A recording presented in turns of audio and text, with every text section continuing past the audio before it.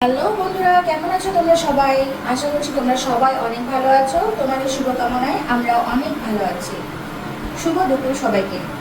নতুন একটি দিন, নতুন একটি সম্ভাবনা।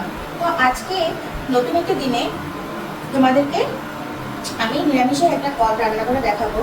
আজকে শ্রাবণ মাসের 1 তারিখ, আর আমার শ্বশুর বাড়িতে এই শ্রাবণ মাসের 1 তারিখে মনসা মঙ্গল বই পড়া শুরু হয়।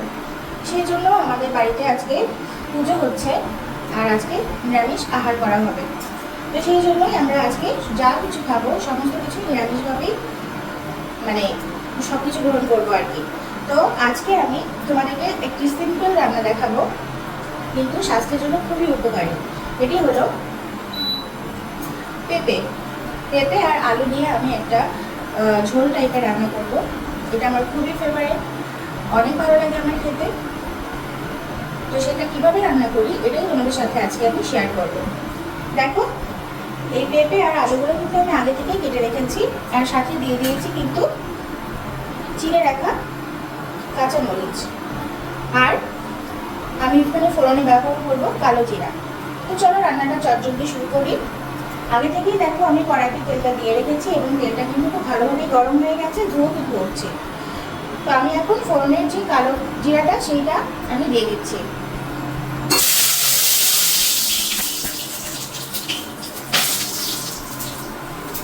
এখন আমি এই ফোড়নের মধ্যে আগে থেকে যেহেতু আমি এটা ধুয়ে রেখেছি সেটা আমি এখন দিয়ে দিচ্ছি আলু আর পেঁপে।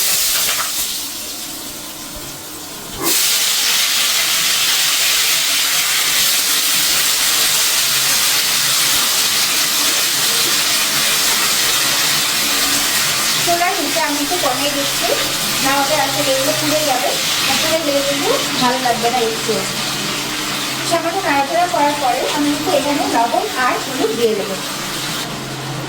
দেখো, আমি পরিমাণ মতো লবণ আর হলুদ দিয়ে দিয়েছি। এখন আমি সব কিছু ভালোভাবে নেড়ে চেড়ে নেব, এবং একটু সময় নিয়ে এটিকে ভাজা ভাজা করে নেব, যাতে করে হাফ সেদ্ধ হয়ে যায়। তারপর আমি এটা যেহেতু আমি ঝোল রান্না করবো, তার জন্য আমি জল ব্যবহার করবো ঝোলের জন্য। কিন্তু তার আগে কিছুক্ষণ ধরে আমি এভাবে আলু আর পেঁপেটাকে একটু ভাজা ভাজা করে নেব। দেখো বন্ধুরা, আলু আর পেঁপেটা কিন্তু আমি একটু সময় নিয়ে ভেজে নিয়েছি, যার জন্য কিন্তু খুব সুন্দর করে এটা হাফ সেদ্ধ হয়ে গেছে। দেখো,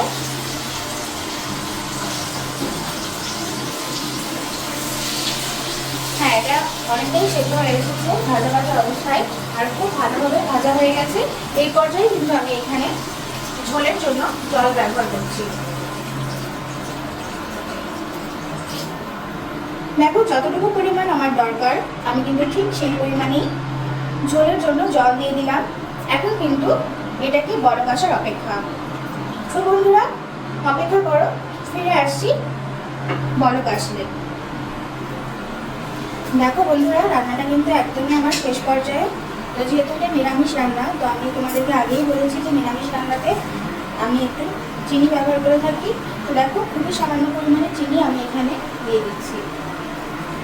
চিনিটা আমি আগেও বলেছি, এখনও বলছি, এটা কিন্তু একদমই অপশনাল, কিন্তু চিনিটা ব্যবহার করলে আসলে রান্নার স্বাদটা ভালো লাগে।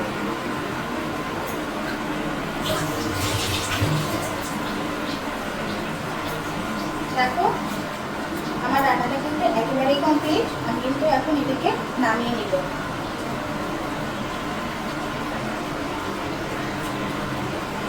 আলু আর পেঁপে এই রান্নাটা কিন্তু স্বাস্থ্যের জন্য খুবই উপকারী। আমি যেভাবে তোমাদেরকে রান্না করে দেখালাম, তোমরা কিন্তু অবশ্যই বাসায় এইভাবে ট্রাই করো। কেমন লাগে তোমাদের খেতে এটা কিন্তু অবশ্যই আমাকে কমেন্ট করে জানাতে ভুলো না। তোমাদের যে কোনো পরামর্শ আমার জন্য কিন্তু খুবই গুরুত্বপূর্ণ। তো বন্ধুরা, দেখো আমি রান্নাটা অফ করে দিচ্ছি, যেহেতু আমার রান্নাটা একেবারেই শেষ। তো এই হচ্ছে আজকের আমার সিম্পল রেসিপি। আমার এই ভিডিওটা যদি তোমাদের ভালো লেগে থাকে তাহলে অবশ্যই ভিডিওটিতে লাইক এবং কমেন্ট করো, শেয়ার করতে ভুলো না। আর আমার চ্যানেলটিকে সাবস্ক্রাইব করে তোমরা আমাদের পাশে থেকো। তোমাদের সাপোর্ট আমাদের জন্য খুবই জরুরি। তো বন্ধুরা, তোমরা সকলে ভালো থাকো, আমাদের জন্য তোমরা অনেক অনেক আশীর্বাদ করো। তোমাদের এই শুভকামনা আমাদের জন্য খুবই দরকার। তো যাই হোক না কেন, সবার সুস্বাস্থ্য এবং ভালো কামনা করে আমি আজকের আমার এই ভিডিওটি এখানেই শেষ করছি। দেখা হবে আরও একটি নতুন ভিডিওতে। সেই পর্যন্ত সবাই ভালো থেকো। টাটা।